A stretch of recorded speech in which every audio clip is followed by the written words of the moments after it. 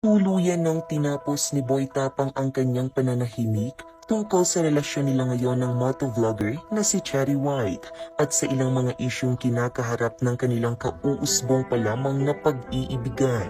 Nadidiin kasi ngayon sa kontrobersiya ang mukbang vlogger na si Boy Tapang matapos siyang pagbintangang inagaw lamang niya si Cherry White mula sa motovlogger na si Asian Pacboy.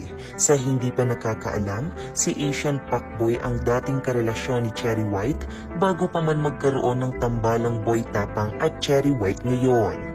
Dahil sa hindi nga isinapubliko ni Cherry White at Asian Pacboy ang naging problema ng kanilang relasyon at kung tuluyan nga ba silang naghiwalay, maraming netizens ang nagulat na lamang dahil sa mga vlog ngayon ni Boy Tapang at Cherry White na lantaran na ang kanilang sweetness sa isa't isa.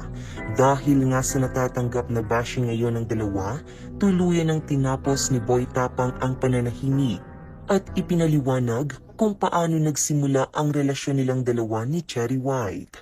Paglilinaw ni Boy Tapang, tinanong at nilinaw niya raw kay Cherry White kung may boyfriend ito noong nagkakausap silang dalawa para sana sa isang collaboration.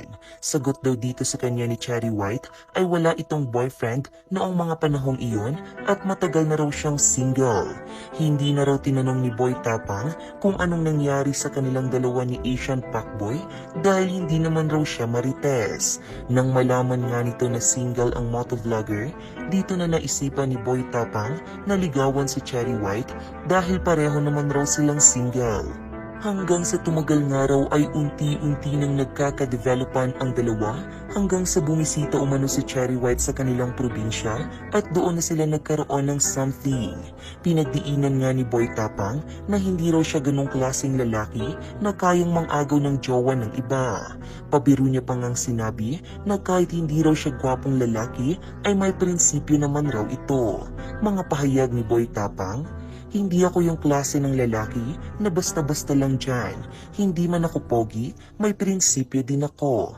Ako yung lalaki na pag nilawayan na ng iba, ayaw ko ng lawayan. Ganun ako.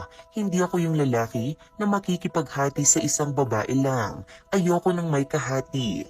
Kaya naman wala umano siyang ginawang pang-aagaw ng girlfriend sa ibang tao.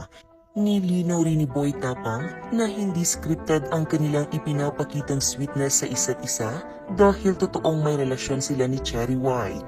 May ilan raw kasing nakakapag-isip na marahil ay for the vlog purposes lamang ang kanilang ginagawa tulad sa nauna nitong di umano'y nakarelasyon.